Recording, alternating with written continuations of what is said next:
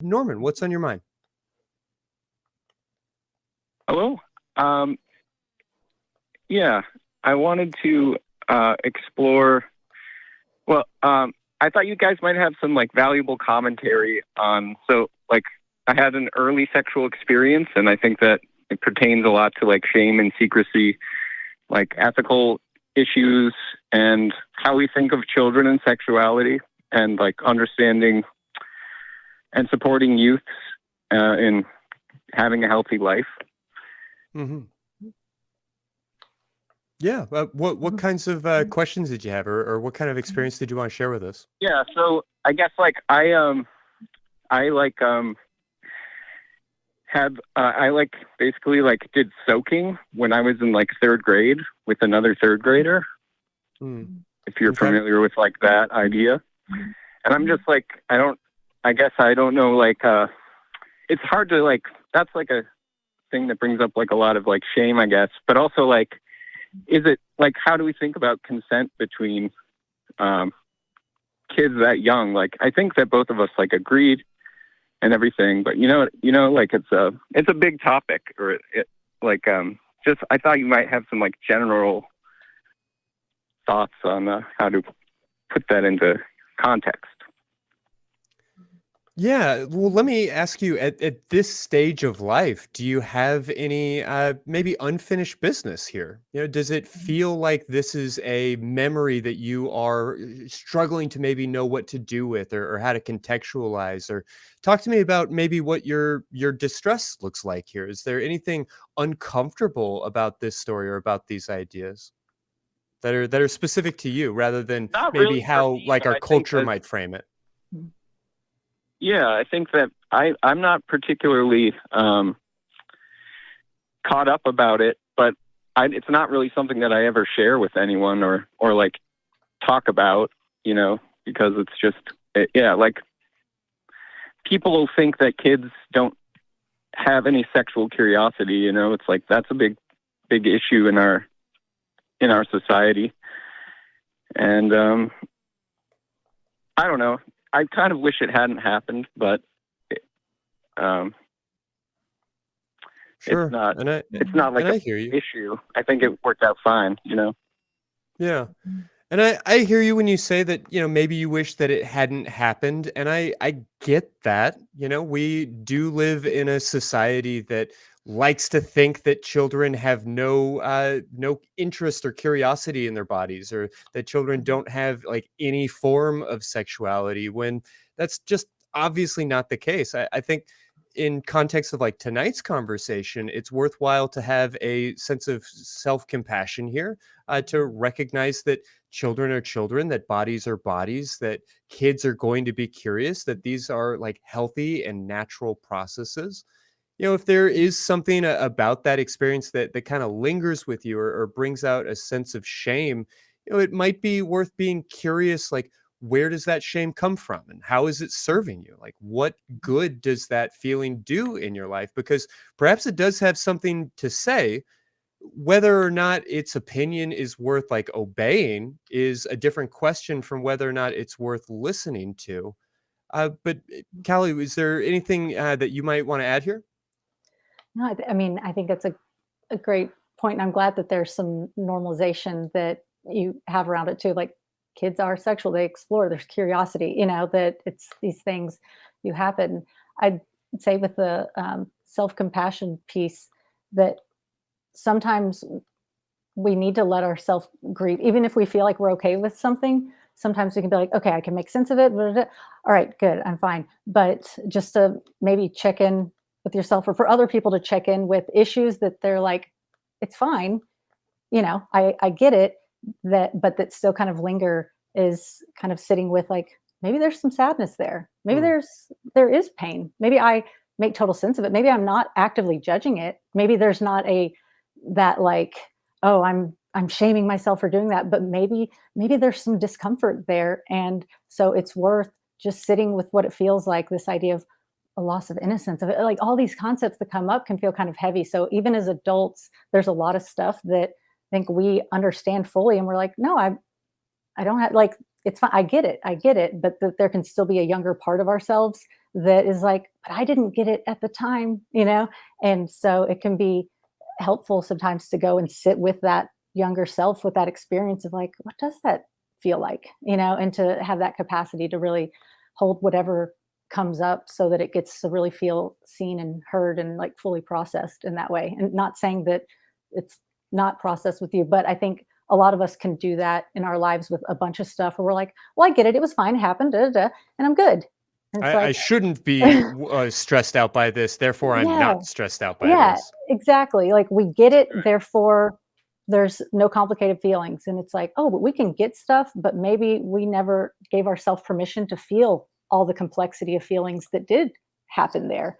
And Mm. so being gentle with ourselves, say, hey, I'm going to feel all this stuff and not judge it, not, be scared of all these feelings that are coming up, but I'm going to give it time to really be there to see if it needs anything from me. Norman, how does all that strike you? Yeah. I think that it's important to, try to get to how you feel emotionally about. I think, a lot of times I tend to be very analytical about everything, and I don't. I get kind of maybe like on the alexithymic kind of vibe, where I'm not fully like. I tend to like analyze things instead of just like feeling them. Sure. Yeah, and the book that Callye mentioned, The Mindful Path to Self-Compassion, I think may have something to teach you here, because there is a lot of really great material about how to use mindfulness, about how to use sort of your thought life and your intellect to connect with an emotional experience, to connect with like a somatic or a bodily experience. And if this is something that you are curious about, or maybe wanting to change about yourself, or a place that you're looking to grow, that would be a really great place for you to start. All right. But I really appreciate you sharing your story with us tonight. Was there anything else I might be able to help point you towards? Not at this time, I guess. But, Great. yeah, Well, I love the thank show. you so much for giving us a call. Super glad to hear it. Thanks so much. Appreciate him sharing that story. I love the vulnerability people are able to bring to this show, Yeah, absolutely. Because it really is worth noting how uncomfortable that idea tends to make us as a society. We absolutely want to assume that children never would get into such an occurrence. Mhm. And I think oftentimes, without meaning to, the real problem, like we talked about with resistance earlier, is not the children who are curious and exploring, it's the Mhm. shame that they are met with. And Yeah. that's true for children learning to masturbate. That is true for Mhm. children who are looking to explore their bodies. So often we can, as parents or just as adults in the world, introduce them to a lot of shame that can really haunt people. So I hope that Yeah. they are finding great professionals like you, and finding ways out of that unnecessary or unhelpful emotion. Mhm. Yeah, I love something he said too about being an analytical person and how that's so many of us were good thinkers, and so we Mm, know how to make things right within ourselves, sort of. We know how to be okay. And we do a disservice to ourselves sometimes because we forget that maybe we shouldn't be okay. Yes, big mm, picture, we want to be able to handle stuff, but if we keep trying to strive towards how can I make this okay? How can I make this okay? It's like, oh, but what if there's a bunch of neglected parts of you that actually needed time to be very not okay? yeah. And have ourselves be with ourselves, right? Compassionately of like, I've got the space for you to be all types of not okay because I didn't feel okay. So like, let's honor that, but we're so quick to want to be like, okay, yeah, but how do I get it into the okay place again? Let's process it. Let's move through it. Let's move through it. And it's like, that is great, but we're supposed to not be okay when we're not okay. And I think a lot of us are afraid to feel our not okayness because it's like, well, but then I just get stuck in that and it's bad. And it's like, oh no, it's going to free you up. Like that part of you wants to be seen so desperately. And so it's such a gift to be able to meet these scared, fearful, shameful, not okay parts with this kind of embrace of like, you can be here and you're not going to overpower us. Like, be not okay. I want you to be not okay so that you get to actually express what you need. So yeah, just love that he pointed that out, because I think a lot of clients and people do that, is we're just like, how do I get through this already? And it's Hmm. like, well, maybe it's supposed to feel bad. Like Can't maybe go some over it, can't go yeah. under it, can't go around it. Like you gotta Mhm, feel your mhm. feelings. Yeah, yeah. Well said. Well, with that thought, are there any like final words that you'd like to leave with the audience, or just last impressions about our conversation tonight? Oh, goodness, I have so many words, but no, I think everything's covered. I mean, I think it's a great, just self-compassion is a great practice because it affects literally every part of our life, right?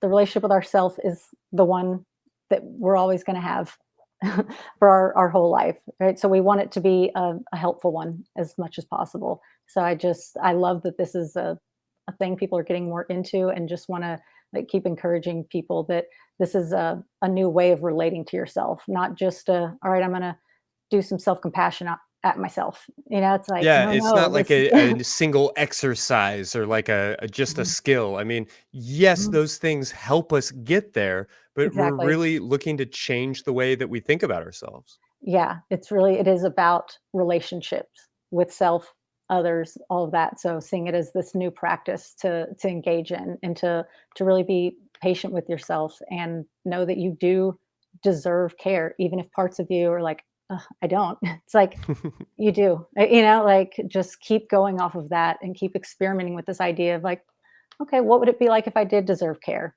Like play around with it to give yourself the opportunity to finally start receiving what you've so desperately longed for, probably from as long as you've been alive.